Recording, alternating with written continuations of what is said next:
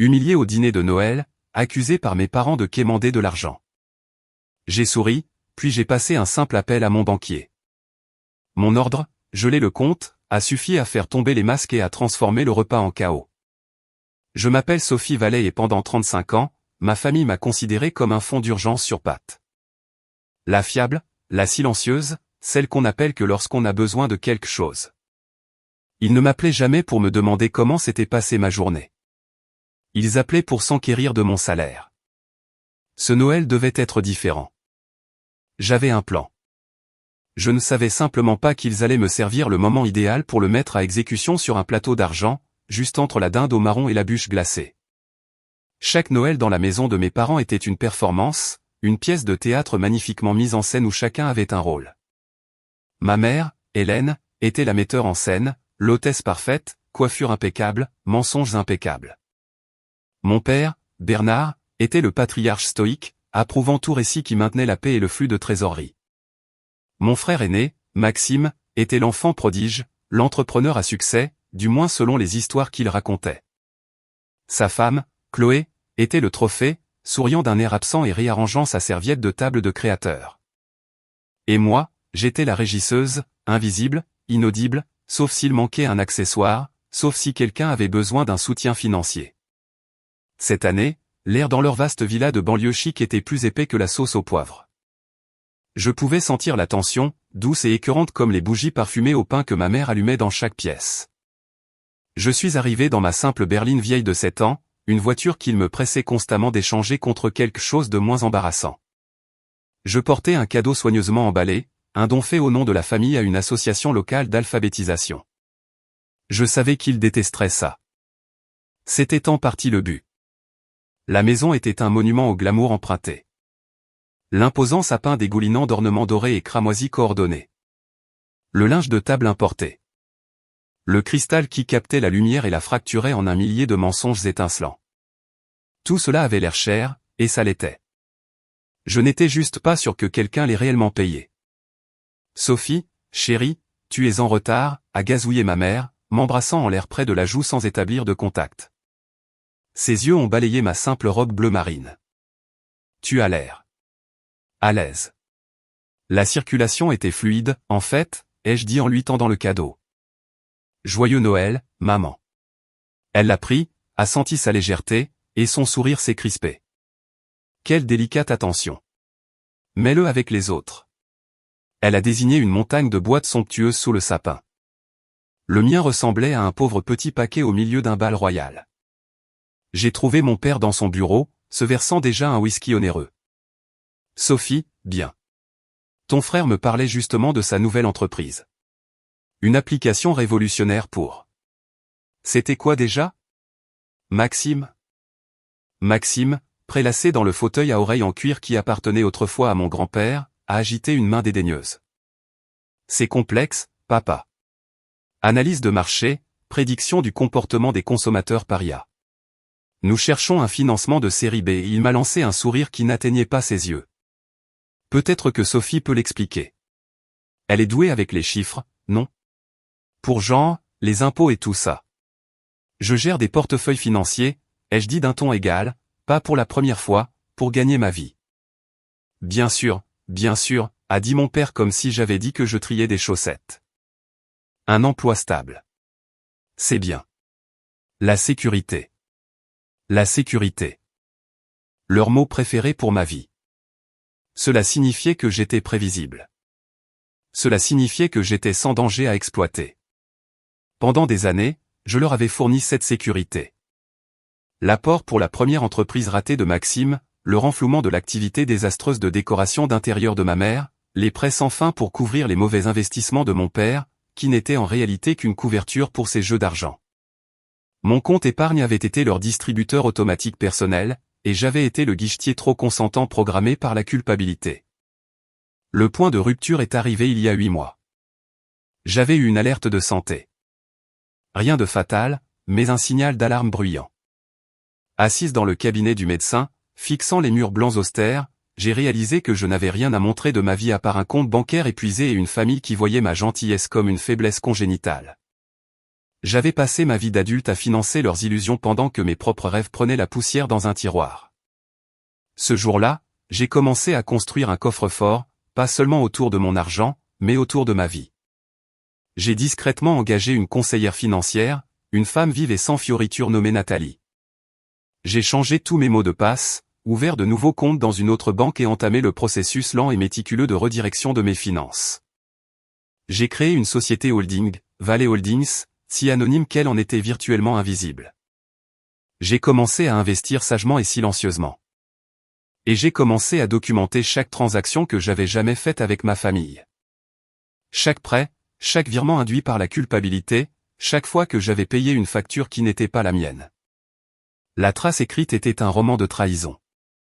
J'ai aussi découvert des choses. Des choses que mes parents avaient cachées. La deuxième hypothèque sur cette maison même. Les privilèges sur les soi-disant actifs de Maxime. Le fait que leur train de vie somptueux était un château de cartes et que mon argent en avait été la fondation tremblante. J'ai décidé que ce Noël serait le dernier passé sous leur toit de mensonges. Je déménageais à l'autre bout du pays en janvier pour une promotion, un nouveau départ que j'avais mérité et financé moi-même. J'avais prévu de leur dire après le dessert, une déclaration d'indépendance calme et ferme. Mais eux, comme toujours, avaient leur propre scénario. Nous nous sommes assis pour dîner. La table gémissait sous le poids du festin. Ma mère rayonnait, portant un toast à la famille, à la prospérité et à l'unité.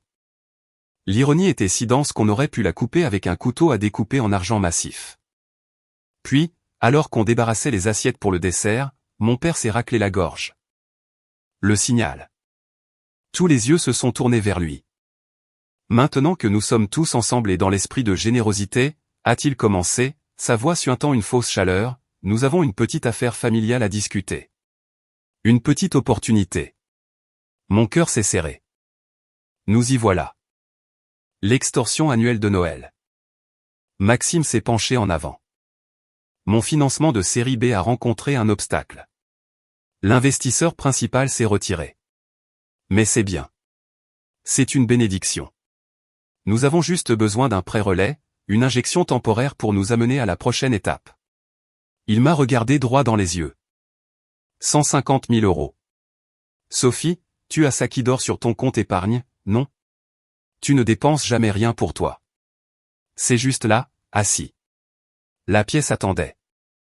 Chloé a hoché la tête de manière encourageante. Ma mère m'a regardé avec de grands yeux suppliants. Ça signifierait tellement, Sophie, pour l'avenir de ton frère, pour la famille. J'ai pris une lente gorgée d'eau. Le liquide froid a été un choc pour mon système, me ramenant à la terre. Non, ai-je dit.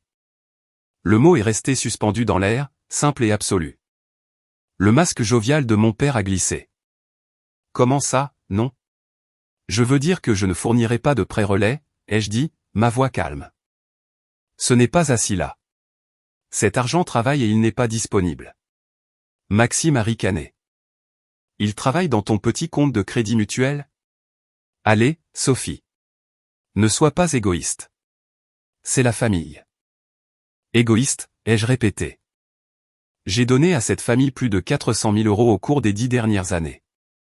Pas un centime n'a été remboursé. Ce n'est pas une famille.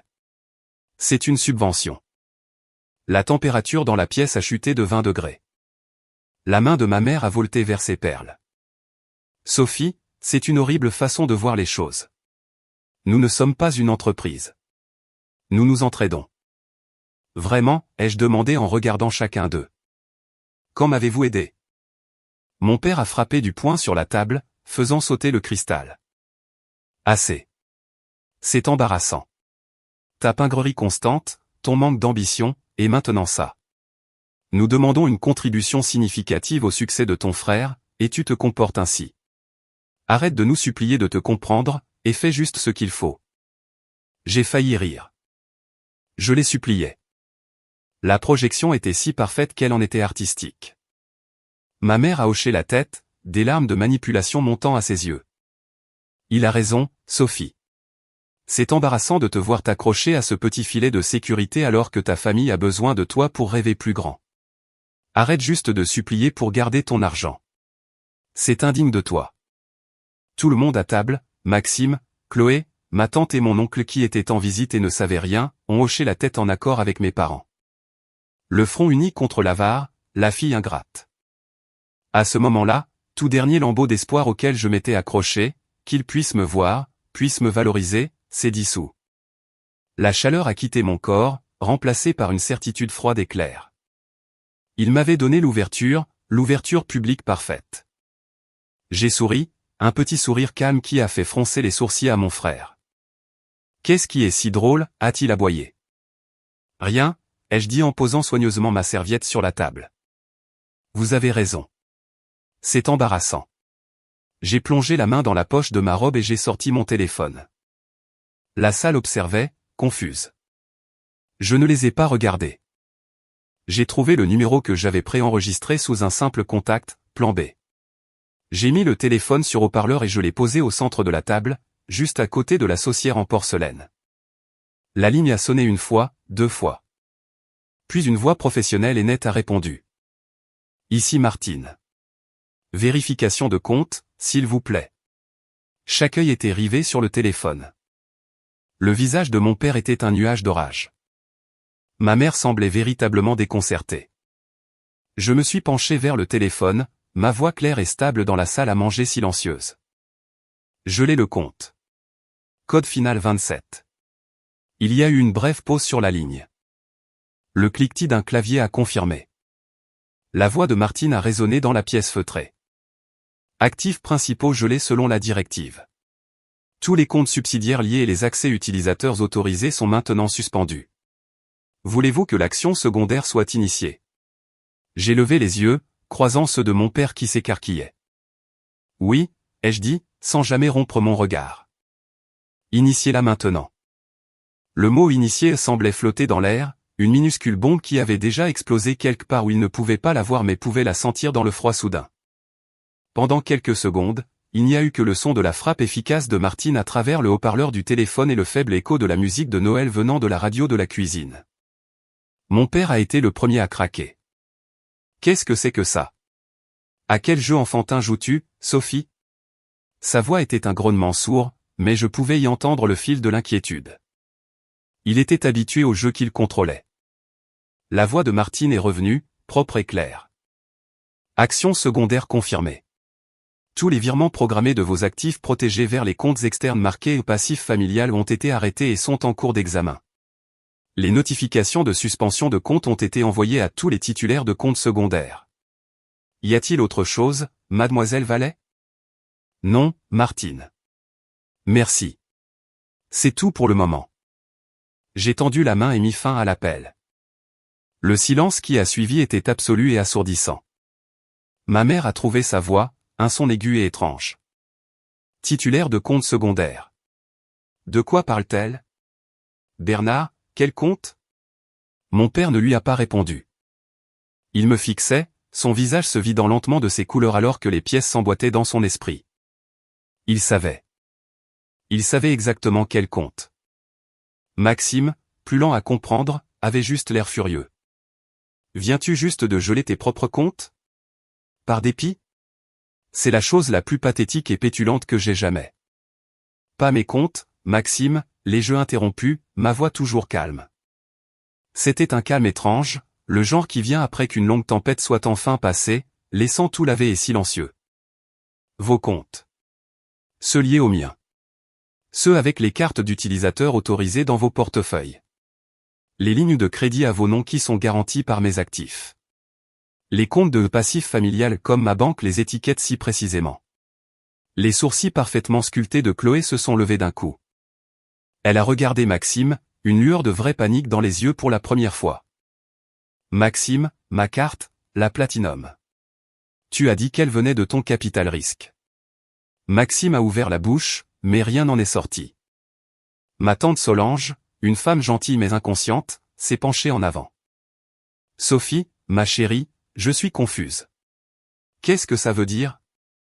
Ça veut dire, tante Solange, ai-je dit en me tournant vers elle, que depuis plusieurs années, mes parents et mon frère ne dépensent pas leur propre argent. Ils dépensent le mien, ou plutôt, le crédit étendu contre mon épargne et mes investissements. J'étais la garantie de leur train de vie. Mon père a finalement explosé, repoussant la table si violemment que sa chaise a crissé. C'est un mensonge. Un mensonge malveillant et dégoûtant. Ce sont des comptes familiaux. Ta mère et moi les avons mis en place pour ton bénéfice, pour t'aider à construire ton crédit. Vraiment, ai-je dit. J'ai plongé la main dans le petit sac à main que j'avais gardé à mes pieds et j'en ai sorti un mince dossier. Je n'avais pas besoin de beaucoup de papier, juste les bons. J'ai fait glisser une seule feuille vers ma tante. C'était un relevé bancaire du mois dernier. Le compte était à mon nom et à celui de mon père. La liste des transactions était un catalogue de leur vie, cotisation au country club, paiement à une société de leasing de voitures de luxe, un dépôt sur un site de courtage en ligne dont je savais qu'il était le portail de jeu de mon père, des milliers d'euros de charges dans des grands magasins haut de gamme. Notez les cartes d'utilisateurs autorisées, ai-je dit en pointant du doigt. Bernard Vallée finissant par 0004. Hélène Vallée finissant par 0005. Maxime Vallée finissant par 0006. Mon compte épargne, qui contenait autrefois plus de 300 000 euros, est maintenant lié comme garantie pour cette ligne de crédit. Son solde actuel est de 12 000 euros. Ma mère a arraché le papier, ses yeux le parcourant. Sa main a commencé à trembler. Tu n'avais aucun droit de regarder ça. C'est privé. C'est la gestion par ton père de nos actifs familiaux. Mes actifs, maman, ai-je dit doucement. Ce que tu m'as dit de conserver. Le filet de sécurité dont tu te moquais. Celui que vous brûliez tranquillement comme carburant. La scène a commencé à se défaire, non pas avec des cris, mais avec une horreur écœurante et naissante sur leur visage. La fanfaronnade de mon père avait disparu, remplacée par un calcul frénétique. Il pensait aux notifications que Martine avait mentionnées. Elles devaient arriver sur les téléphones et les emails en ce moment même. Cartes refusées dans les magasins, comptes gelés, alerte. Comme sur commande, le téléphone de Maxime a vibré sur la table. Puis celui de mon père dans sa poche. Puis celui de ma mère depuis le salon. Une mélodie gazouillante qui ressemblait soudain à une alarme. Maxime a regardé son écran et a blêmi. C'est quoi accès au compte suspendu en attente de vérification du titulaire principal? Il m'a regardé, sa bravade remplacée par la confusion. Qu'est-ce que tu as fait? Je me suis retiré en tant que titulaire principal, ai-je dit. Ou plutôt, j'ai donné instruction à ma banque et à ma société holding de ne reconnaître que ma seule nouvelle signature. Les anciens comptes conjoints, ceux auxquels vous aviez tous accès, sont obsolètes. Les liens financiers sont rompus. Le téléphone de mon père a sonné. Il l'a manipulé maladroitement, regardant l'identifiant de l'appelant. C'était le club de golf. Il l'a réduit au silence, le visage cendré. Tu ne peux pas faire ça, a-t-il chuchoté, mais ça manquait de conviction. Il savait que je pouvais. Il n'avait juste jamais cru que je le ferais. Tu as falsifié ma signature sur les documents de liaison originaux, n'est-ce pas, papa, ai-je demandé. La question est restée suspendue, plus choquante pour ma tante et mon oncle que toute autre chose. Quand je t'ai aidé à refinancer la maison après la chute de tes investissements il y a 5 ans, c'est là que tu as tout lié ensemble. Tu n'avais pas seulement besoin de mes économies pour l'apport. Tu avais besoin de ma réputation financière pour garantir le crédit que vous alliez tous consommer. Ma mère a commencé à pleurer, mais ce n'étaient plus les larmes délicates et répétées d'avant. C'étaient des sanglots déchiquetés et de véritables paniques. Tu nous ruines, ta propre famille à Noël. Non, ai-je dit en me levant. Je me sentais grande. Je me sentais solide. Vous me ruiniez. Vous vous ruiniez les uns les autres. J'ai juste arrêté de vous fournir les outils. J'ai regardé ma tante et mon oncle, leur visage figé dans un masque de choc et de compréhension naissante. J'ai rassemblé mon unique cadeau non déballé sous le sapin. Ma tante a tendu la main et a touché mon bras. Sophie, où iras-tu? Je lui ai fait un vrai sourire. Petit mais chaleureux. Chez moi, tante Solange. Je rentre enfin chez moi. Je suis sorti de la salle à manger, traversant le hall avec son lustre scintillant qui était probablement sur un plan de paiement lié à ma ligne de crédit maintenant gelée. Je ne me suis pas retourné. J'ai ouvert la porte d'entrée et je suis sorti dans l'air vif et froid de la nuit. C'était comme ma première respiration depuis des années. Derrière moi, alors que la porte se refermait, j'ai entendu le chaos commencer. Ce n'était pas encore fort. C'était le bruit de chuchotements s'aiguisant en accusation, de la voix basse et désespérée de mon père essayant d'expliquer, des pleurs de ma mère, de Maxime criant « Comment ça mes cartes sont mortes ?» Je suis monté dans ma voiture raisonnable et payé, et je me suis éloigné de la belle maison sur la colline. Je ne me sentais pas triomphante. Je me sentais lasse, triste et incroyablement, massivement libre. Le silence dans ma propre voiture n'était pas vide. Il était plein de possibilités. La première partie était terminée. La vérité était sortie. Mais je les connaissais. Les mensonges étaient leur langue maternelle. Ils ne se rendraient pas. Ils allaient se regrouper. Ils allaient attaquer. Et j'étais prête. Le calme de mon appartement fut un soulagement physique. Pas d'odeur de pain artificiellement dosé, pas de tension bourdonnant sous les chants de Noël, juste le doux ronronnement du réfrigérateur et le bruit lointain de la circulation urbaine, une berceuse de normalité. J'ai posé le cadeau caritatif sur mon comptoir de cuisine propre et dépouillé et j'ai pris une profonde inspiration tremblante. L'adrénaline retombait, laissant une douleur creuse dans son sillage. Je venais de dynamiter le pont vers ma famille. Même si c'était un pont construit sur des mensonges, le vide là où il se trouvait autrefois était terrifiant. Mon téléphone, face contre terre sur le comptoir, a commencé à vibrer, un bourdonnement doux et insistant qui est rapidement devenu une danse frénétique. Je n'avais pas besoin de regarder pour connaître la cascade de noms illuminant l'écran. Maman, papa, Maxime, maman encore, papa encore. Puis les SMS ont commencé, une symphonie de notifications. Je me suis fait une tasse de thé, chauffant méthodiquement l'eau, laissant infuser le sachet, regardant la couleur ambrée s'épanouir. Le téléphone vibrait et vibrait, un insecte piégé sur le formica. Quand le thé fut prêt, je me suis assise à ma petite table, j'ai fait défiler le fil de discussion étiqueté et famille, et sans en lire un seul, j'ai appuyé sur remuet. Le silence qui a suivi était profond, mais ma paix fut de courte durée. 1 heure plus tard, un numéro différent a appelé, un que je reconnaissais. C'était l'avocat de longue date de mes parents, François Belin. Sa voix était un mélange graveleux de fausse chaleur et de menaces professionnelles. Sophie, ici François. Écoute, ton père est dans tous ses états. Nous devons parler de ce malentendu. Tu ne peux pas simplement geler des actifs conjoints. Il y a des légalités. Ce n'étaient pas des actifs conjoints, François, ai-je dit, ma voix stable. C'étaient mes actifs auxquels ils avaient un accès frauduleux. J'ai la documentation. J'ai déjà envoyé un dossier à mon conseil, maître Nathalie Sinclair. Vous aurez de ses nouvelles. Elle y a eu une pause. Je pouvais presque l'entendre recalibrer. Nathalie Sinclair du cabinet Sinclair et Associés. Son ton a changé, l'acte de faux grand-père tombant. Sophie, sois raisonnable. Traîner des avocats dans une affaire de famille. Tes parents sont dévastés. Ils veulent juste parler. Reviens à la maison demain. On peut régler ça comme des adultes.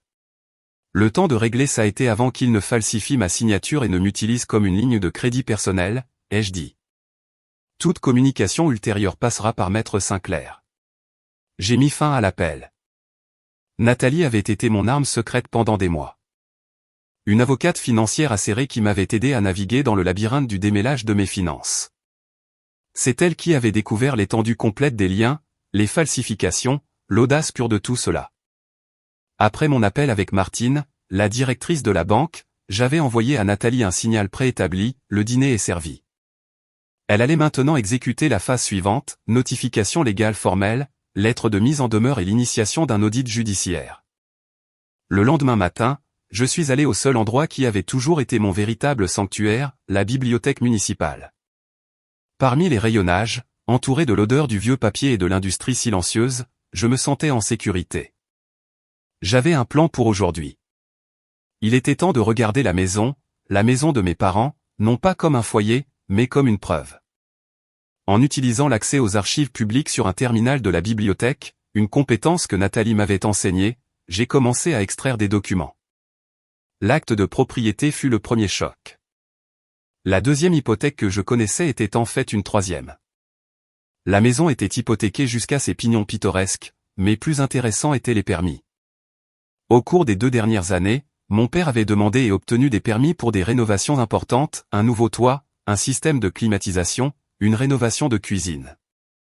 Des travaux qui n'avaient jamais été faits. J'ai recoupé les numéros de permis avec les licences d'entrepreneur. L'entreprise listée était une coquille vide, un nom qui remontait à une boîte postale.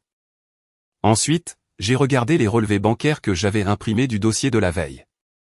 D'importants décaissements étiquetés entrepreneur rénovation maison avaient été payés depuis la ligne de crédit liée à mes économies. Les dates correspondaient aux approbations de permis. Ils n'avaient pas seulement dépensé mon argent pour leur train de vie. Ils avaient créé des traces écrites pour des rénovations fantômes, probablement pour garantir encore plus de prêts contre la valeur théorique gonflée de la maison.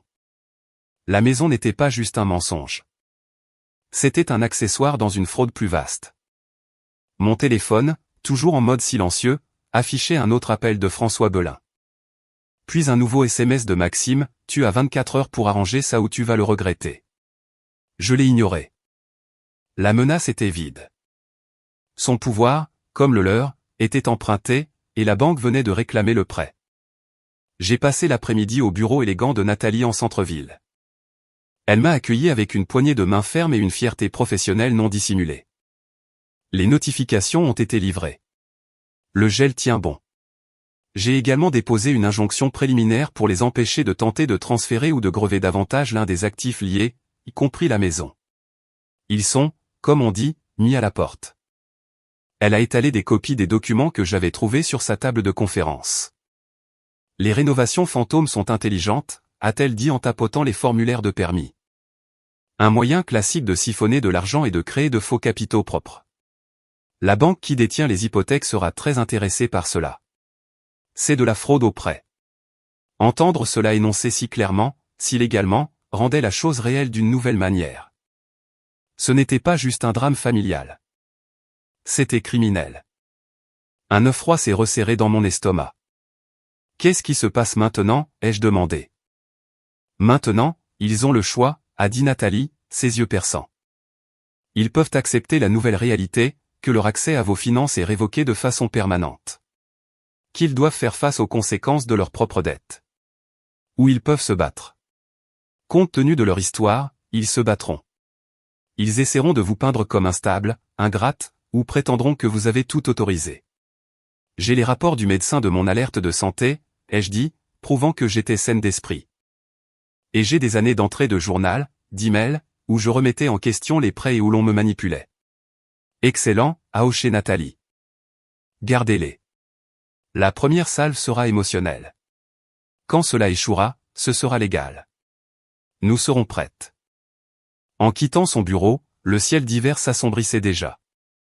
J'ai traversé la ville, non pas vers mon appartement, mais vers le quartier de mes parents. Je n'ai pas tourné dans leur rue.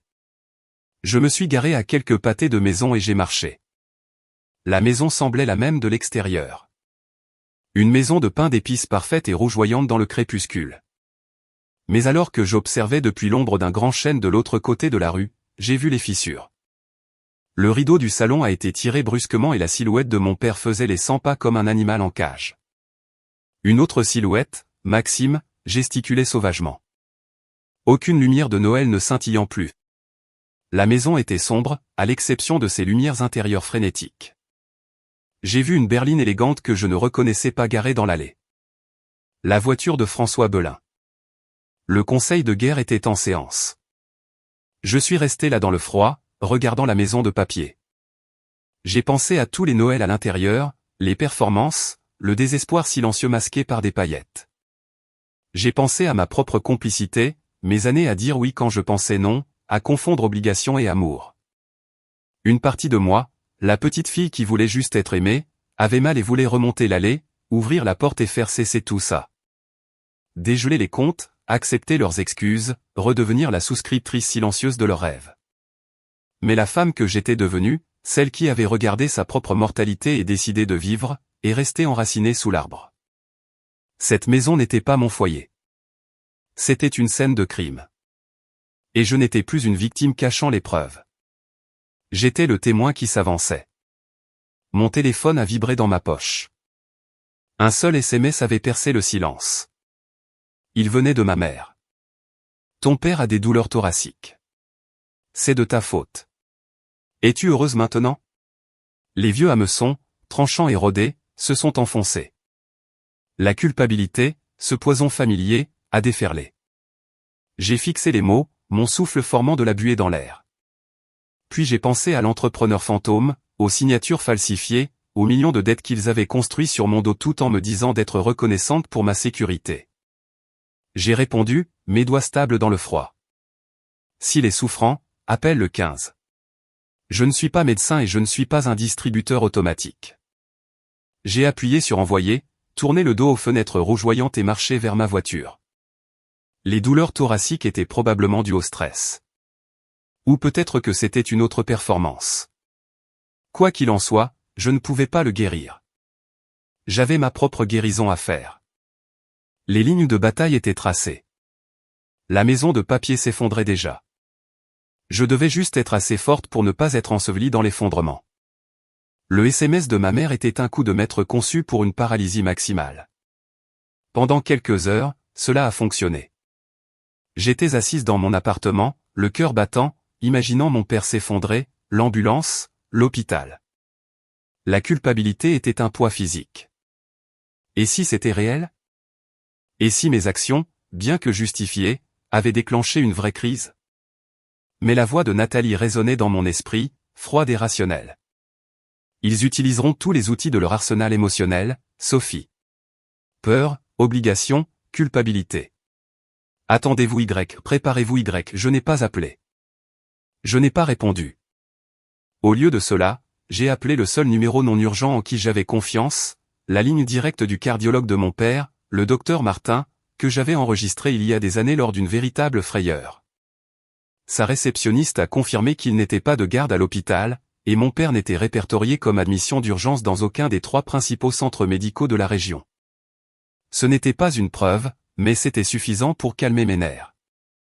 Les douleurs thoraciques, comme tant d'autres choses, faisaient probablement partie de la performance. Le lendemain matin, la guerre a commencé pour de bon. Cela a débuté par un barrage sur tous les fronts. D'abord, le front social. Mon téléphone, toujours coupé pour les appels, s'est allumé avec des notifications des réseaux sociaux. Tante Solange, bénie soit-elle, avait envoyé un message doux et inquiet. Ma chérie, ta mère est hors d'elle. Ton père ne va pas bien. Pouvons-nous parler? Mais sous son message dans notre conversation de groupe de famille élargie que j'avais masqué depuis longtemps, un récit différent se déroulait. Ma mère avait posté, ce n'était pas une attaque directe. C'était un chef-d'œuvre de victimisation. Une photo de la table du dîner de Noël vide. Les bougies brûlaient bas. Légende, quand l'esprit de générosité est remplacé par la froideur de la prise. Prière pour la guérison de la famille en cette saison. Les commentaires de son cercle, des femmes que je connaissais depuis l'enfance, étaient une symphonie de soutien. Tellement désolé, Hélène. Certaines personnes naissent juste froides. La famille d'abord, toujours. Puis vint la contribution de Maxime. Un post vague et dramatique sur son réseau professionnel. Apprendre qui vous soutient vraiment quand les choses vont mal est une leçon douloureuse mais nécessaire. En avant et vers le haut. Résilience entreprise familiale. C'était risible, mais cela peignait un tableau. Le fils ambitieux trahi par une sœur égoïste. Je ne me suis pas engagé. J'ai fait des captures d'écran, les ajoutant au dossier numérique croissant que Nathalie et moi partagions. Le deuxième front était légal. Un coursier est arrivé à mon appartement avant midi. C'était une épaisse enveloppe du cabinet de François Belin. J'ai signé pour la recevoir, ma main ne tremblant que légèrement. À l'intérieur, ce n'était pas, comme je m'y attendais à moitié, un procès. C'était une lettre de mise en demeure. Elle m'accusait d'abus financiers envers des personnes âgées pour avoir gelé des comptes sur lesquels mes parents âgés comptaient pour leur vie quotidienne. Elle prétendait que j'avais indûment influencé mes grands-parents il y a des années pour qu'ils me laissent un petit héritage, une fiction complète. Ils m'avaient laissé leur livre et peu d'autres choses, ce qui m'avait donné un sens déplacé du droit. Elle exigeait que je rétablisse immédiatement tous les accès aux comptes, que je fournisse une comptabilité complète de mes actions unilatérales et que j'assiste à une médiation familiale au bureau de François, sinon il poursuivrait tous les recours légaux et équitables disponibles. J'ai failli rire devant l'audace pure de cette manipulation psychologique. Ils m'accusaient d'abus financiers. C'était tellement parfaitement eux. J'ai scanné chaque page et l'ai envoyée directement par email à Nathalie. Sa réponse est arrivée en quelques minutes. Prévisible et sans fondement. Ne répondez pas. Je m'en occupe. Le troisième front fut l'assaut direct. Il est arrivé en fin d'après-midi. J'emballais un carton de livres, le début tangible de mon déménagement, quand mon interphone a bourdonné. Je n'attendais personne. Je suis allé à l'écran. C'était Maxime. Il était seul. Son visage était un masque de colère contenue. Il a sonné à nouveau avec insistance. Une partie de moi voulait l'ignorer, le laisser planter dans le froid. Mais une autre partie, celle qui avait besoin de voir cela jusqu'au bout, d'affronter le monstre à la lumière du jour, a appuyé sur le bouton de parole. Quoi? Laisse-moi monter, Sophie. On doit parler sans avocat. D'homme à de frère à sœur. Nous n'avons rien à nous dire, Maxime. Papa est à l'hôpital, a-t-il crié, le contrôle se fissurant. C'est ce que tu voulais? Es-tu satisfaite? Laisse-moi juste monter 5 minutes. Le couteau de la culpabilité s'est tordu à nouveau, mais je me suis souvenu de l'appel au cabinet du docteur Martin. Quel hôpital? Quel est son numéro de chambre? J'appellerai directement le poste des infirmières. Une pause. Une pause trop longue. Ils font des tests. C'est une urgence. Écoute, ouvre juste la porte. Non, Maxime. Ma voix était plate. Si tu as quelque chose à dire, dis-le à la caméra. Son visage s'est tordu. Le masque plaisant d'entrepreneur est tombé complètement, révélant quelque chose de brut et de laid en dessous. Espèce de salope égoïste, a-t-il sifflé, les mots métalliques à travers le haut-parleur. Tu penses que tu es si intelligente? Tu n'as aucune idée de ce que tu as fait. Tu as tout détruit. J'ai arrêté de financer la destruction, ai-je corrigé. Cet argent était de l'argent de famille, a-t-il craché. Nous avons construit ça. Papa a construit ça. Tu as juste eu la chance d'être celle ennuyeuse qu'il a économisée. Nous le mettions au travail, nous le faisions fructifier. En le perdant sur de mauvais paris et des sacs à main de créateurs, ai-je demandé. Mes économies ont baissé de plus de 80% en 5 ans. Maxime, ta croissance ressemble beaucoup à de la pourriture. Il a frappé du poing contre le mur de briques à côté de l'interphone. Tu es morte pour moi. Tu comprends ça? Morte. Mais tu ne vas pas partir avec ce qui est à nous. Nous te traînerons devant tous les tribunaux. Nous dirons à tout le monde quelle psychopathe menteuse et manipulatrice tu es. Cette alerte de santé, nous dirons qu'elle t'a rendu paranoïaque, instable. Qui penses-tu que les gens croiront? Le fils prospère et ses parents dévastés ou la vieille fille solitaire et amère avec une rancune? Les mots étaient destinés à blesser, et ils l'ont fait. Mais ils ont aussi cristallisé quelque chose. Ce n'était pas une question d'amour ou même d'argent désormais. C'était une question de pouvoir. Leur pouvoir sur moi glissait, et ils utiliseraient n'importe quelle arme, n'importe quel mensonge pour le récupérer. J'ai regardé son visage furieux sur l'écran granuleux. Dis tout ce que tu as besoin de dire, Maxime. Fais tout ce que tu as besoin de faire.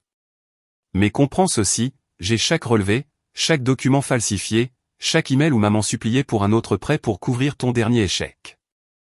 J'ai la preuve que la maison est une forteresse de papier, et je ne la cache plus. Le prochain coup est le tien. Mais choisis soigneusement. La vérité n'est pas de ton côté. J'ai relâché le bouton de parole. Il est resté là encore 1 minute, fixant la caméra, la poitrine haletante.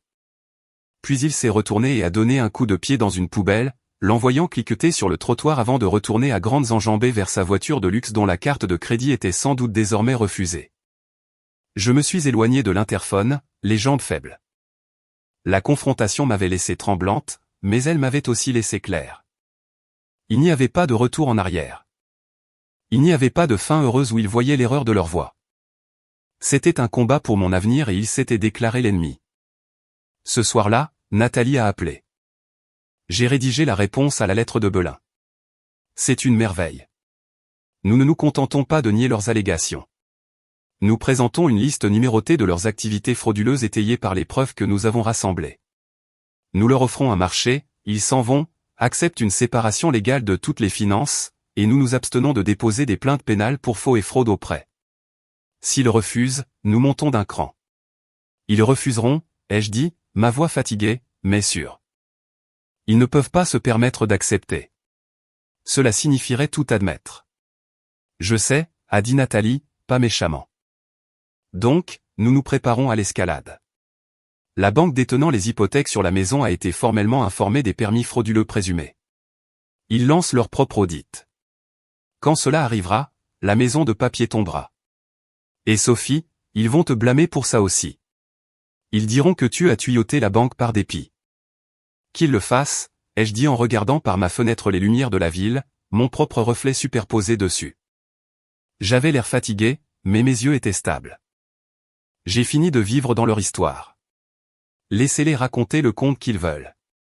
J'ai les reçus. Le conseil de guerre dans leur maison lumineuse complotait leur prochain coup. Mais dans mon appartement calme avec une avocate qui croyait aux faits et un avenir que je construisais pour moi-même, je ne faisais plus que me défendre. Je me préparais à gagner. Une semaine tendue et silencieuse passa. Le téléphone en sourdine clignotait encore avec des tentatives de contact suppliantes, furieuses, menaçantes, mais j'avais arrêté même de regarder. Le bruit n'était que de la friture sur une station que j'avais cessé d'écouter. Mon énergie était concentrée sur deux choses, emballer mes affaires pour mon déménagement et construire mon dossier avec Nathalie. Puis, un mardi matin gris, le premier domino est tombé, et ce n'était pas moi qui l'avais poussé.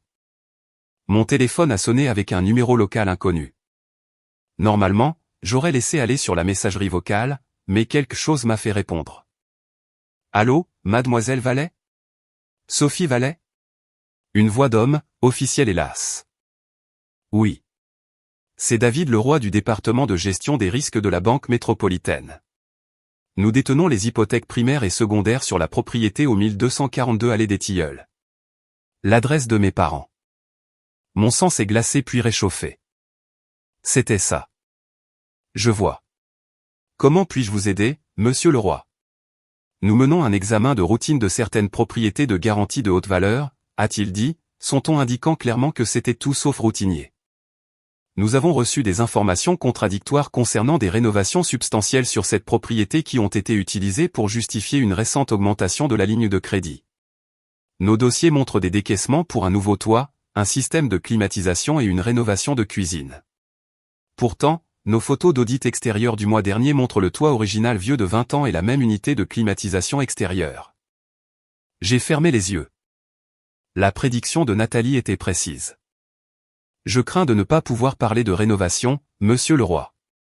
Je n'habite pas à cette adresse. Mais vous êtes listé comme lien financier sur les produits de crédit associés, a-t-il insisté. Ce garanti par votre épargne, dont nous comprenons qu'ils ont récemment été gelés. Donc, ils avaient parlé à Martine à ma banque. Les murs se refermaient sur eux de tous les côtés. C'est exact, ai-je dit prudemment. J'ai récemment pris conscience de plusieurs irrégularités concernant mes liens financiers avec cette propriété et ses propriétaires.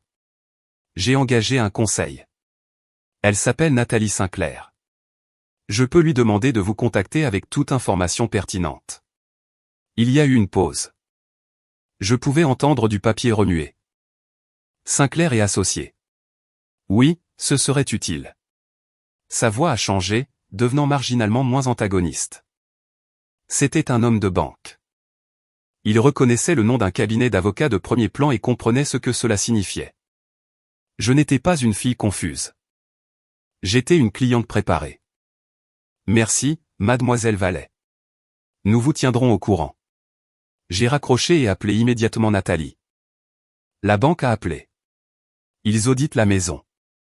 Parfait, a-t-elle dit, et je pouvais entendre le sourire dans sa voix. C'est notre premier domino.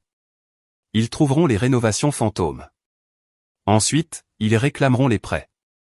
La réaction de votre famille à cela sera instructive. La réaction est venue plus vite que je ne l'espérais.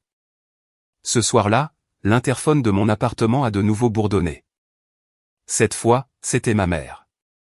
Son visage sur l'écran fut un choc. La coiffure parfaitement agencée était échevelée. Son maquillage avait disparu. Elle avait l'air d'avoir pris 10 ans et d'être désespérément effrayée. Sophie, s'il te plaît. S'il te plaît, laisse-moi entrer. Je suis seul. C'est juste moi. Sa voix s'est brisée. Chaque instinct criait le non, c'était une autre tactique. Mais la peur brute dans ses yeux.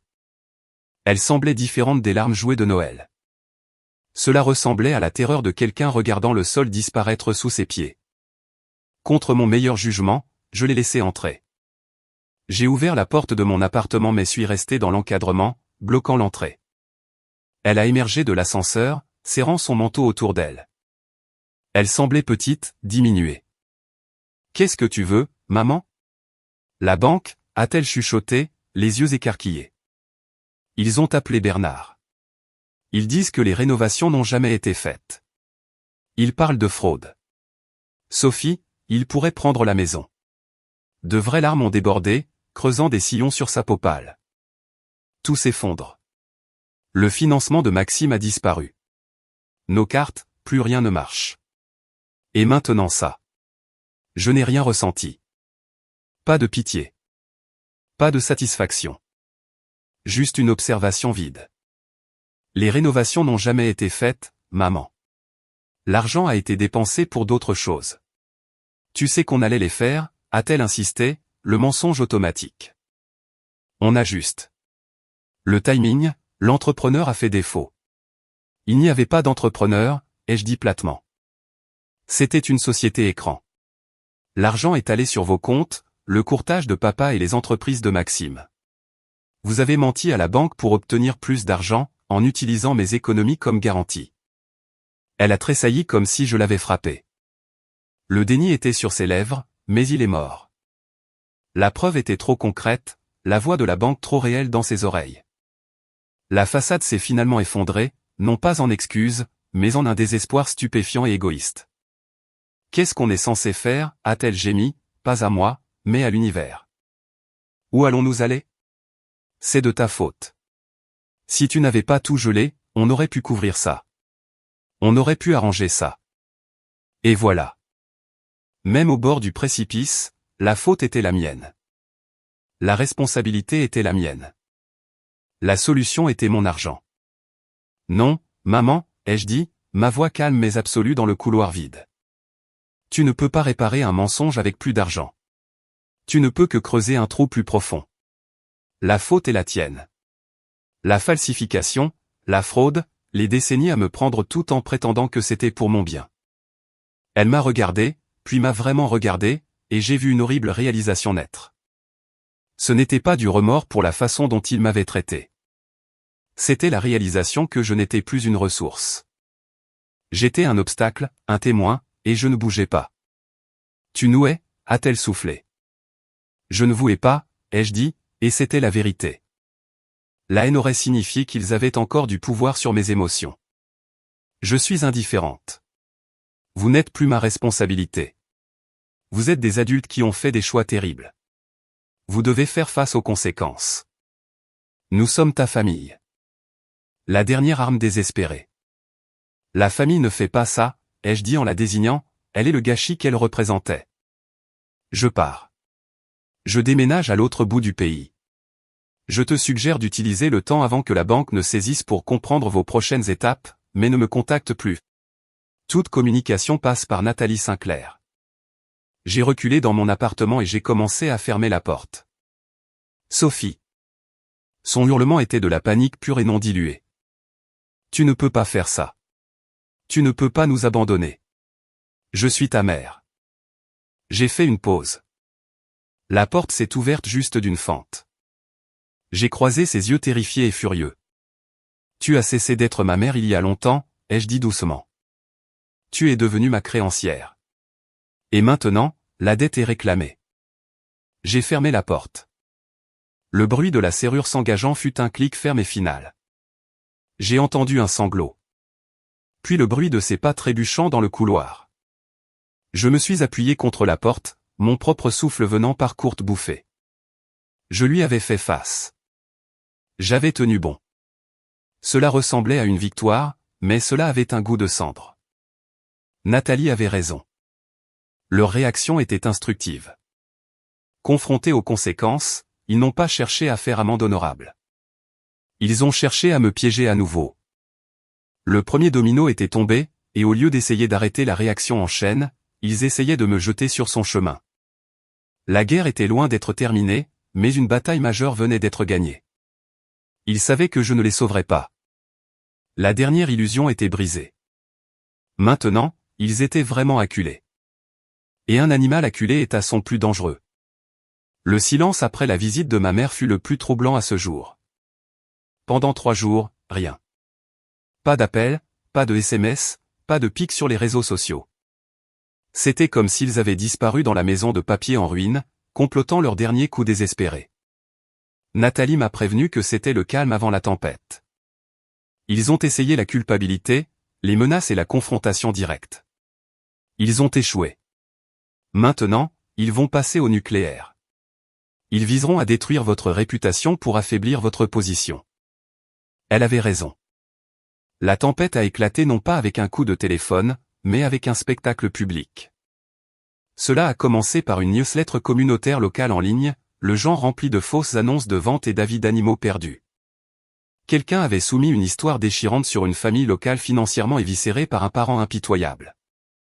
Elle ne me nommait pas, mais les détails étaient à peine voilés, les parents travailleurs, le fils entrepreneur à succès, la fille amère et instable qui les avait soudainement coupés, mettant en péril leur santé et leur maison. La section des commentaires, peuplée par le cercle social de mes parents, était un festival d'indignation. Je sais exactement de qui il s'agit. Honteux. Certaines personnes naissent juste sans conscience. Ensuite, cela s'est intensifié. Maxime a donné une interview à un podcast d'affaires local en difficulté. Encore une fois, pas de nom, mais l'histoire était là. Le fondateur visionnaire lui-même, dont la grande percée avait été volée par la vendetta personnelle d'un membre de la famille, le forçant à licencier du personnel dévoué et à mettre son idée qui changeait le monde en pause. Il parlait en termes nobles de trahison et de résilience, se peignant comme un génie martyr. Le coup le plus dommageable est venu 2 jours plus tard. Une plainte formelle a été déposée auprès de l'Agence des services de protection des majeurs, la tutelle. L'allégation, exploitation financière d'un adulte vulnérable. Mon père, avec l'aide de François Belin, l'avait officiellement déposée. Le document prétendait que son déclin cognitif suite à un récent événement cardiaque l'avait laissé incapable de gérer ses finances, et que moi, Sophie Vallet, avait pris le contrôle de ses actifs, l'avait gelé, et retenait des fonds nécessaires à ses soins médicaux et à ses dépenses de vie de base. Quand Nathalie a appelé pour me le dire, sa voix était sombre. C'est sérieux, Sophie. Les enquêtes des services sociaux ne sont pas une blague. Ils doivent faire un suivi. C'est un coup brillant et sale. Cela vous cadre comme une prédatrice et vous force dans une position défensive et réactive. Cela crée également un dossier public de l'allégation, ce qui peut être dommageable quel que soit le résultat. Je me sentais malade. La pure créativité malveillante de la chose me coupait le souffle. Ils utilisaient comme arme les systèmes même censés protéger les gens. Qu'est-ce qu'on fait? Nous combattons le feu par des faits, a dit Nathalie, son ton se durcissant. Nous avons ces dossiers médicaux des 5 dernières années ne montrant aucun problème cognitif. Nous avons les relevés bancaires montrant que le flux d'argent allait de vous à lui, pas l'inverse. Nous avons les preuves de falsification. Nous présenterons tout cela sans équivoque à l'enquêteur. Mais Sophie, vous devez être prête. Un enquêteur vous contactera. Ils peuvent visiter votre lieu de travail. C'est conçu pour vous humilier et vous isoler. L'appel est arrivé le lendemain matin. Une femme polie mais ferme des services sociaux nommée Jeanne Rousseau. Elle a demandé si je serais disponible pour un entretien. J'ai dit oui et que mon avocate serait présente. Nous l'avons programmée pour l'après-midi même dans mon appartement. Jeanne est arrivée exactement à l'heure. Elle avait la quarantaine avec un visage bienveillant mais illisible et des yeux vifs et observateurs. Nathalie était là, une présence calme et professionnelle. Nous nous sommes assises à ma petite table à manger. Jeanne a expliqué le processus. Je suis ici pour évaluer la validité de la plainte. Je parlerai également avec votre père. Je dois comprendre la relation financière. Nathalie a fait glisser un épais classeur sur la table. Ceci devrait aider. Ce qu'on vous a dit est une inversion complète de la réalité. Ma cliente Sophie Vallet n'est pas l'exploiteuse. Elle est la victime principale d'un stratagème d'exploitation financière de longue date par ses parents, Bernard et Hélène Vallet, et son frère, Maxime Vallet. Pendant l'heure suivante, Jeanne a feuilleté silencieusement les documents. Elle a regardé les comparaisons côte à côte de la signature falsifiée de mon père à côté de sa vraie signature. Elle a examiné les relevés bancaires montrant l'hémorragie de mes économies vers leur compte. Elle a lu les emails où ma mère suppliait pour juste un prêt de plus pour couvrir les dettes de Maxime. Elle a vu les preuves de fraude au permis que Nathalie avait obtenues de la banque. Son expression restait professionnelle, mais j'ai vu le léger pincement de ses lèvres alors qu'elle lisait. Quand elle a fini, elle a levé les yeux. C'est considérable. C'est de la fraude, a dit Nathalie simplement, et la plainte aux services sociaux est une fabrication de représailles. Nous avons une lettre du docteur Martin, le cardiologue de Monsieur Vallet, déclarant qu'il n'a aucun diagnostic ou préoccupation concernant un déclin cognitif. Sa récente visite à l'hôpital était pour le stress, pas un événement cardiaque, et il est sorti avec un bilan de santé vierge. Jeanne a hoché la tête lentement. Elle s'est tournée vers moi. Mademoiselle Vallet, pourquoi n'avez-vous pas signalé cela plus tôt? C'était la question que je me posais moi-même. J'ai pris une respiration. Parce que c'est ma famille. On m'a appris que la famille est de quoi qu'il arrive. J'ai confondu être utile avec être utilisé. Il a fallu une alerte de santé de mon côté pour réaliser que je finançais leur vie tout en n'ayant plus rien pour la mienne. Geler les comptes n'était pas une attaque. C'était une procédure de sauvetage. Jeanne a soutenu mon regard pendant un long moment, puis a regardé le classeur. Je vais devoir vérifier certaines de ces choses indépendamment, mais si ce que vous me montrez est exact, la plainte est sans fondement. En fait, a-t-elle ajouté, une note de professionnalisme d'acier entrant dans sa voix, les preuves d'exploitation semblent couler dans la direction opposée. Je pourrais avoir à ouvrir un nouveau dossier. Après son départ, je me suis affaissé sur ma chaise. Le bilan émotionnel était immense. Va-t-elle le croire? C'est une professionnelle. Elle suit les preuves, a dit Nathalie. Les preuves sont indéniables. Ce coup va se retourner contre eux de façon spectaculaire. Mais les dommages à votre réputation devant le tribunal de l'opinion publique. C'est plus difficile à défaire. La campagne de diffamation publique s'est intensifiée.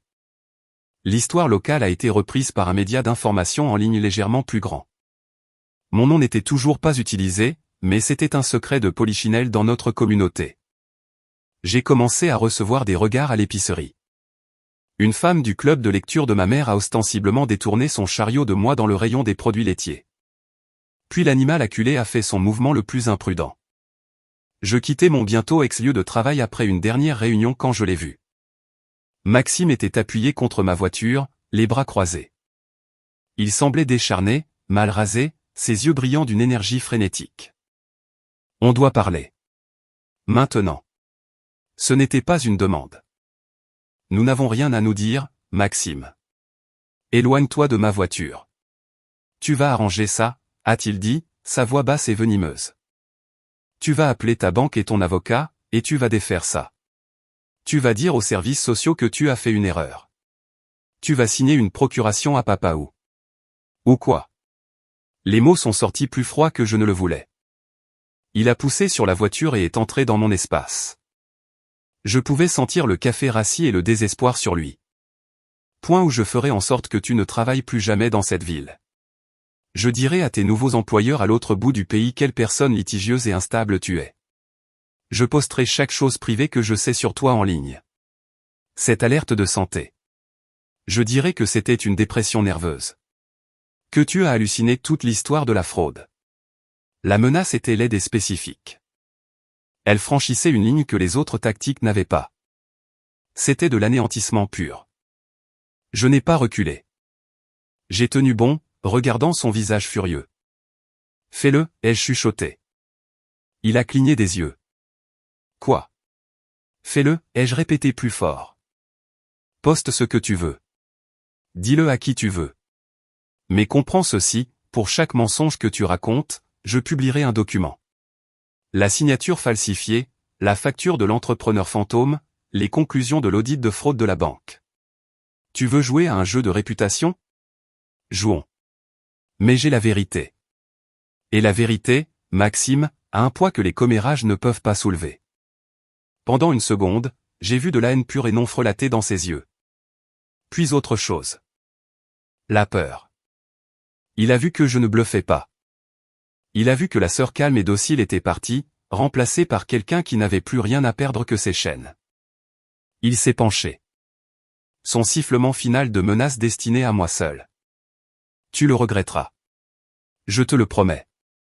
Il m'a bousculé, heurtant mon épaule, et s'est éloigné à grands pas. Je suis monté dans ma voiture, mes mains tremblant tellement que je pouvais à peine mettre la clé dans le contact. Je l'avais affronté, mais la rencontre m'avait laissé me sentir sali et épuisé. Il sortait le grand jeu, devenant plus sale et plus personnel à chaque tentative échouée.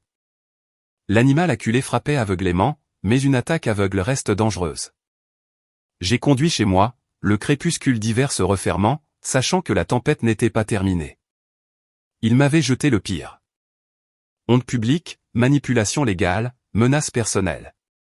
J'avais résisté. Mais le coup était écrit profondément dans les nouvelles lignes sur mon visage, dans le sentiment de vide là où ma famille était autrefois. La bataille était brutale. Mais la guerre était encore à moi de la gagner.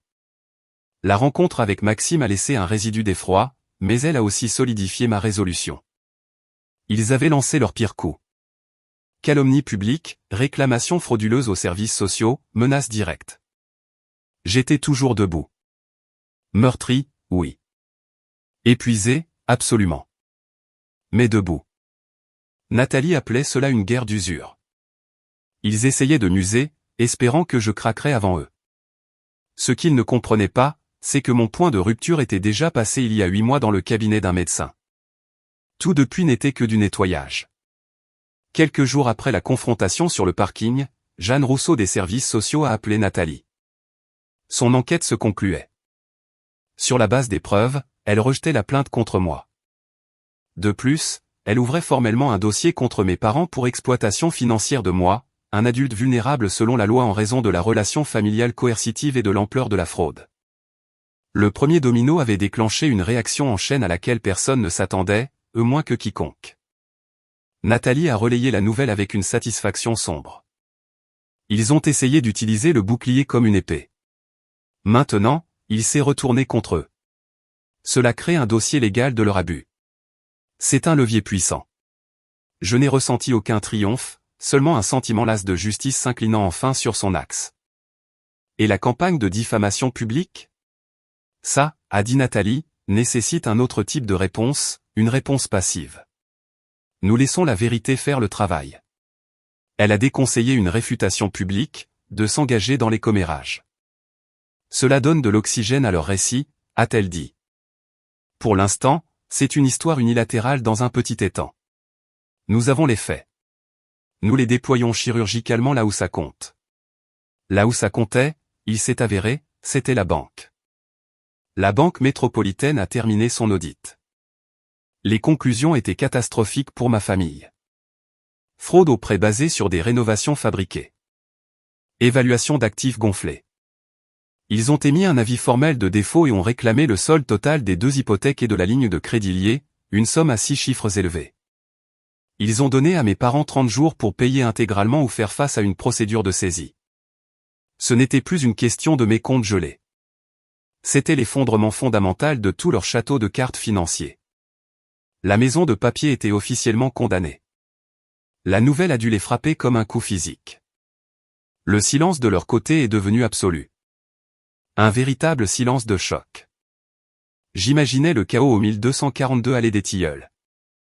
La panique, les récriminations, les appels frénétiques et futiles à d'autres banques, à François Belin, à quiconque voulait écouter. Je n'ai pas eu à imaginer longtemps. Une semaine après la décision de la banque, j'ai reçu une lettre, non pas d'un avocat, mais de mon père, son écriture familière en boucle sur du papier à lettres épais. Mon nom sur l'enveloppe. Mes mains étaient stables alors que je l'ouvrais. Sophie, nous sommes à la fin. La banque prend la maison. Ta mère est une épave. Maxime n'a rien. Nous n'avons rien. Est-ce ce que tu voulais ? Nous voir sans abri et brisés. Nous avons fait des erreurs.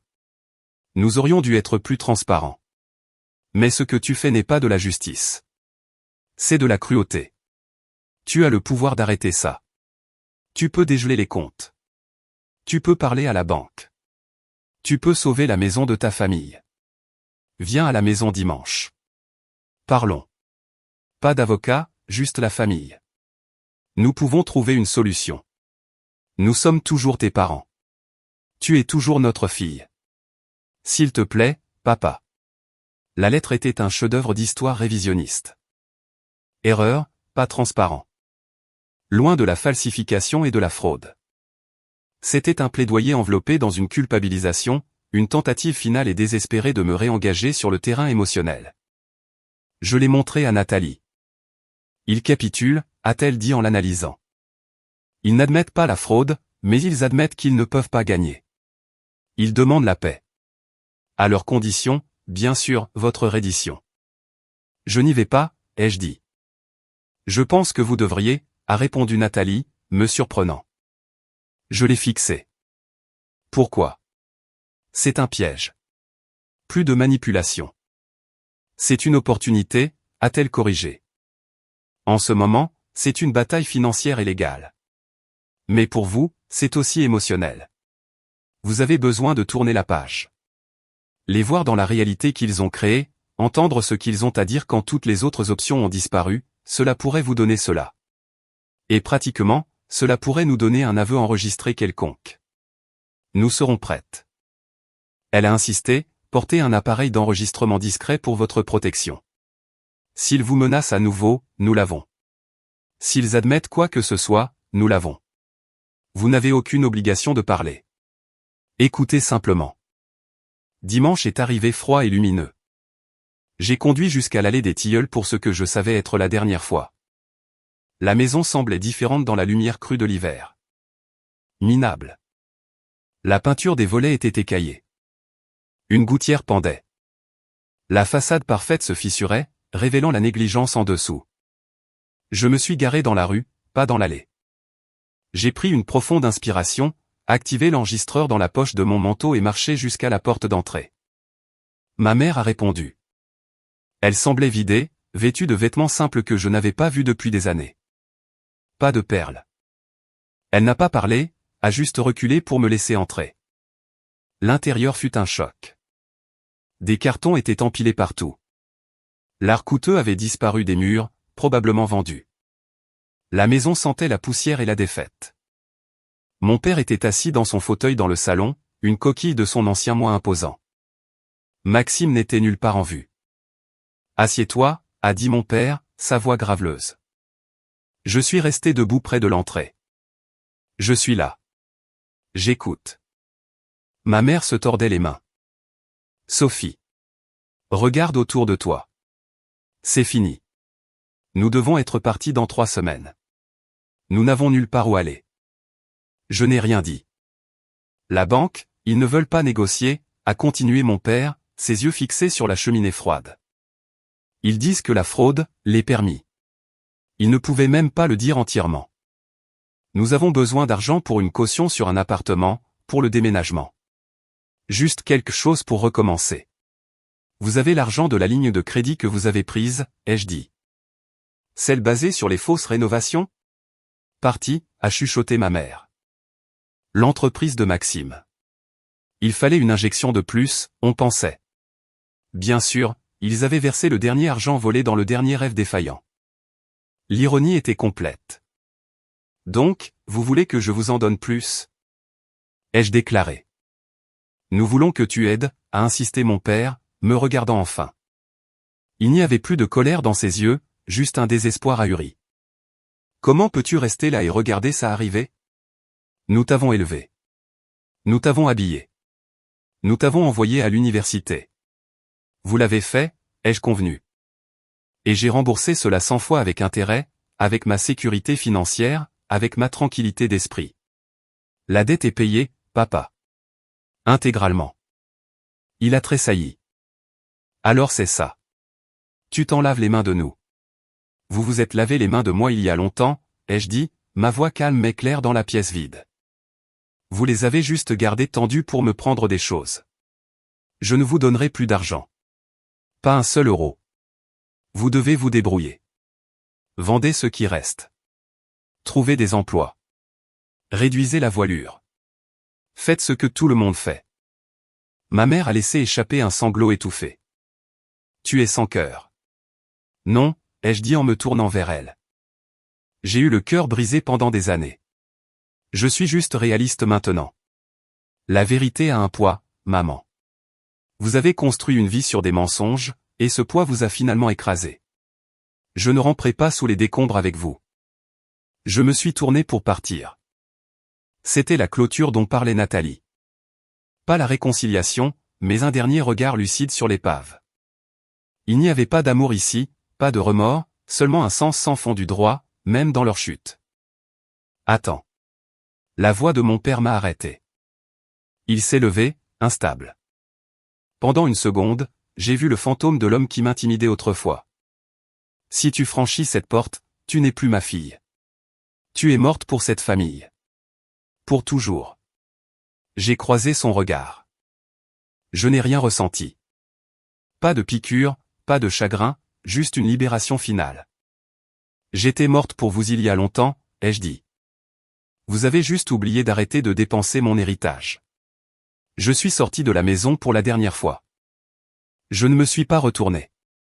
En m'éloignant, je n'ai pas ressenti la culpabilité écrasante que je craignais. J'ai ressenti un vaste espace vide.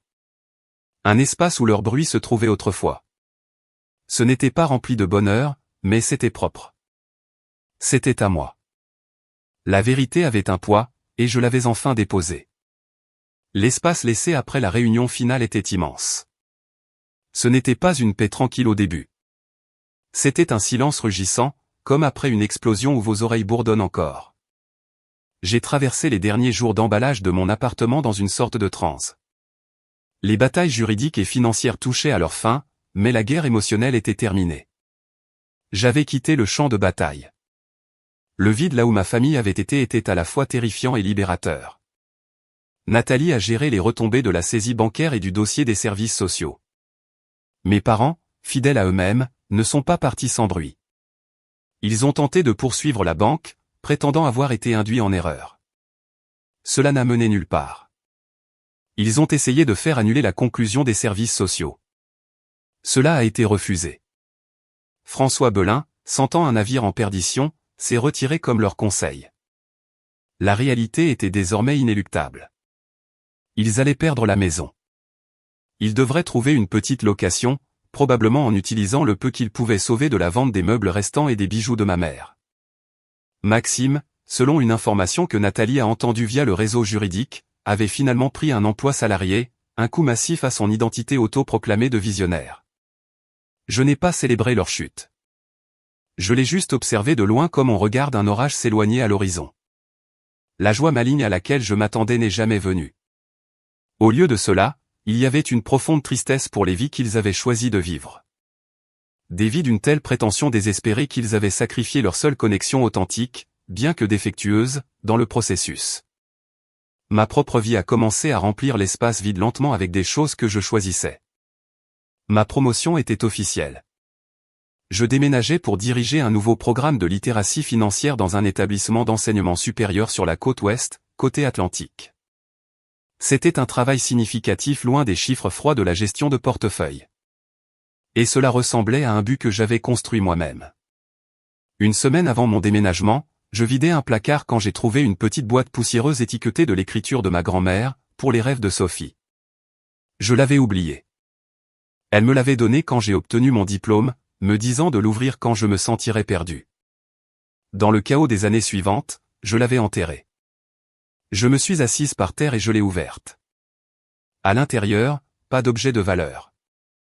Il y avait une note manuscrite d'elle.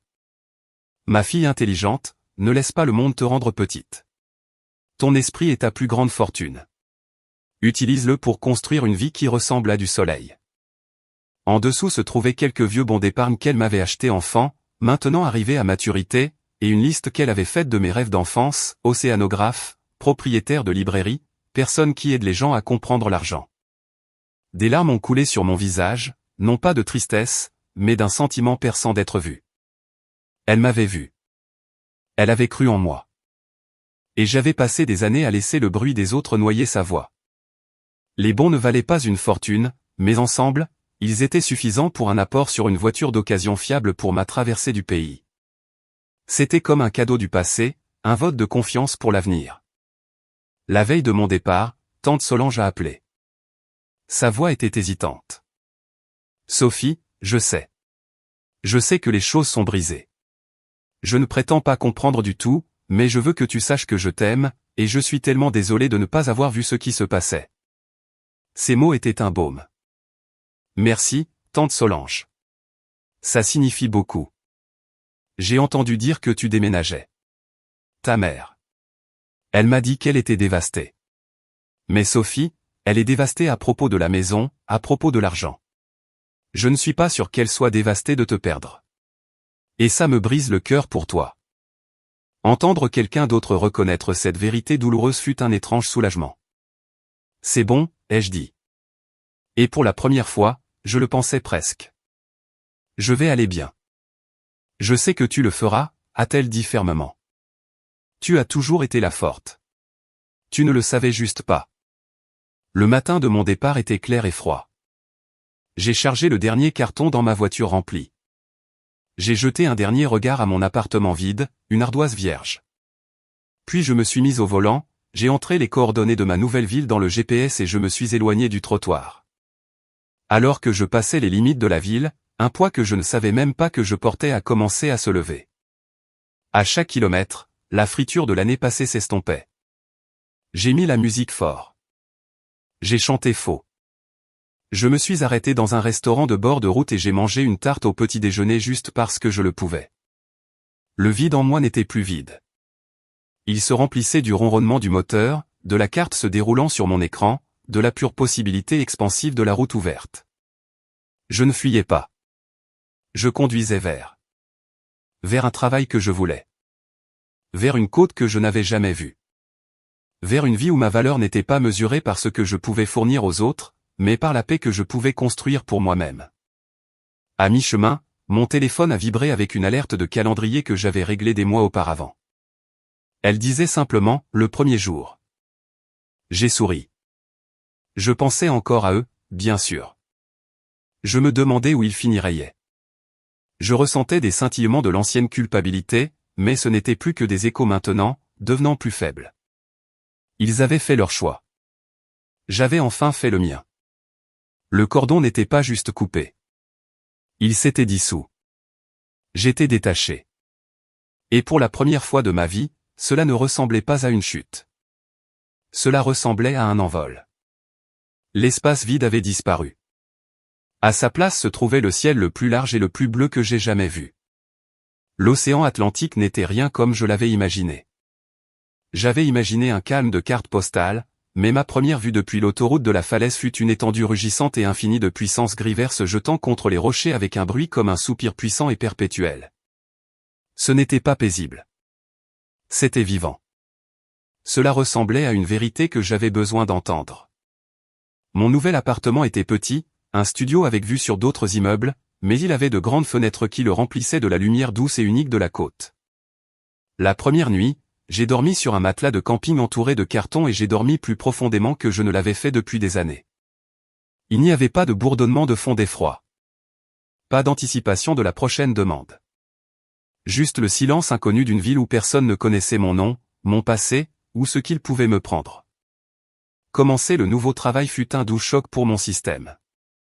Au collège communautaire, je n'étais pas Sophie le distributeur humain ou Sophie la fille décevante.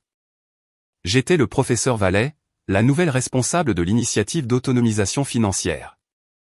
Mes étudiants étaient des parents célibataires, des retraités voulant un second acte, de jeunes adultes naviguant dans leur premier compte bancaire. Ils me regardaient non pas avec attente, mais avec curiosité, certains avec espoir.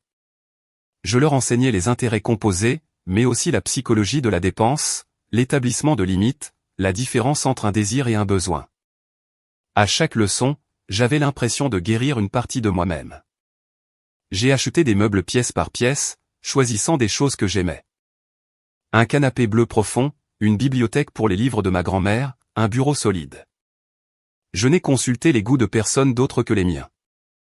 Le processus était lent, délibéré et profondément satisfaisant. Nathalie me tenait au courant de loin. La saisie de la maison de mes parents était finalisée. Ils ont emménagé dans un appartement de 2 chambres dans un complexe à l'autre bout de la ville par rapport à leur ancien quartier. L'emploi salarié de Maxime était dans la gestion intermédiaire d'une entreprise technologique, bien loin du PDG de sa propre start-up. Selon le dernier dossier juridique que Nathalie a vu, ils effectuaient des paiements sur un règlement structuré pour rembourser une fraction des fonds qu'ils avaient pris, un règlement que j'avais insisté pour qu'il soit payé non pas à moi, mais à une association caritative de désendettement. Je ne voulais pas de leur argent. Je voulais que le principe soit reconnu devant un tribunal, et il l'a été. La nouvelle était un bruit de fond dans ma nouvelle vie, une histoire à propos d'autres personnes. Je ressentais une pitié distante, mais aucune attraction. Les hameçons étaient vraiment partis. 3 mois après mon arrivée, j'ai été invité à une réunion du corps professoral chez un collègue, Léo, qui enseignait la sociologie.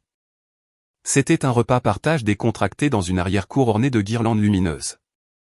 J'ai apporté une salade achetée en magasin, me sentant timide, mais les gens étaient chaleureux. Ils parlaient de livres, du stationnement frustrant du campus, d'un sentier de randonnée local. Personne n'a posé de questions sur ma famille. Personne n'avait besoin de rien de moi. Je me tenais près de la clôture en regardant les rires faciles et j'ai senti une joie étrange et calme s'infiltrer dans mes os. C'était à ça que ressemblait la vie ordinaire. C'était une révélation. Léo m'a apporté un verre. Tu t'installes bien? La côte te traite bien? Oui, ai-je dit, et c'était la vérité la plus simple et la plus complète. C'est vraiment bien, a-t-il souri. C'est agréable de t'avoir ici. Plus tard cette semaine-là, j'ai finalement fait le voyage jusqu'au rivage réel. J'ai conduit jusqu'à une plage rocheuse calme, pas le coin touristique. Le vent fouettait mes cheveux et les embruns salés piquaient mes lèvres. J'ai enlevé mes chaussures et j'ai marché jusqu'au bord même où l'écume sifflait sur le sable. L'eau était glaciale. Elle a réveillé mon système. J'ai pensé au dîner de Noël. Le téléphone sur la table, le mot initié. Cela ressemblait à une histoire de la vie de quelqu'un d'autre. Un conte de fées sombres. La femme qui avait fait ça était moi. Mais elle était aussi une étrangère. Une étrangère désespérée et courageuse qui se frayait un chemin hors d'un cercueil. J'étais sorti de l'autre côté. Pas sans cicatrices, mais entière.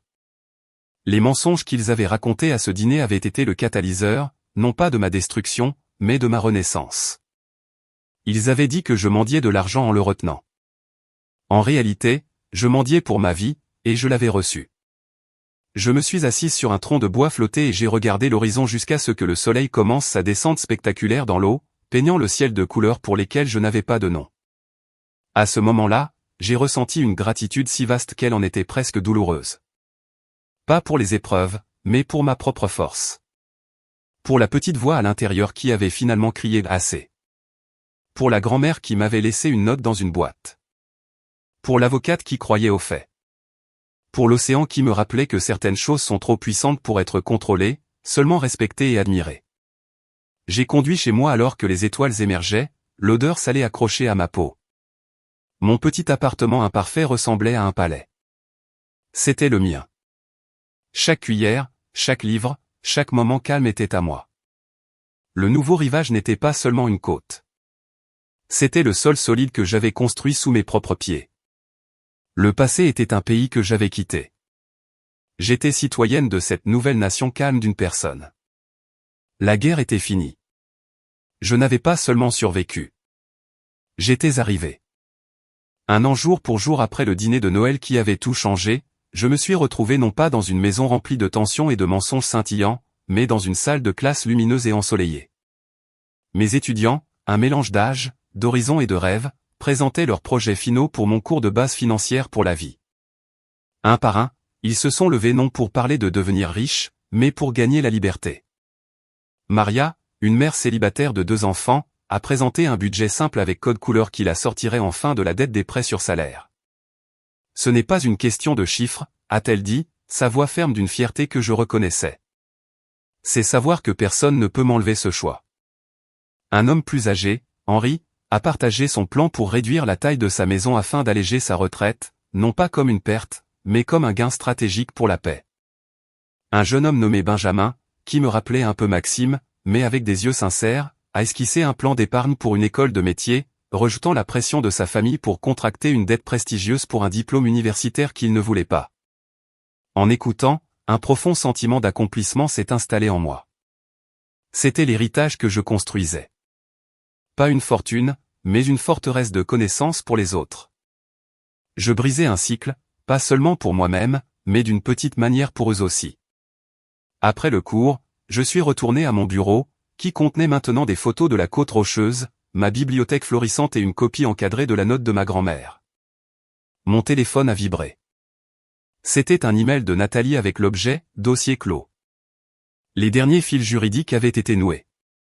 Le règlement structuré avec mes parents était rempli. Toutes les actions civiles étaient rejetées. Le dossier des services sociaux était formellement archivé. Légalement, financièrement, c'était fini. La trace écrite avait atteint sa dernière page. Ci-jointe se trouvait une copie scannée d'un document, une décharge formelle. Tout en bas, j'ai vu la signature de mon père. Elle semblait fragile. Je n'ai ressenti qu'un faible écho distant de la tempête. J'ai tapé une brève réponse. Merci, Nathalie, pour tout. Elle a répondu instantanément. Ce soir-là, j'ai conduit jusqu'à mon endroit préféré sur la côte. C'était une nuit claire et fraîche. Je me suis assise sur le même tronc de bois flotté enveloppé dans un gros pull et j'ai regardé les vagues bioluminescentes s'écraser contre le rivage, laissant des traînées fugaces de lumière bleue fantomatique dans l'obscurité. C'était magique, réel, naturel, ne demandant rien de moi. J'ai pensé à la nation calme que j'avais construite en moi-même.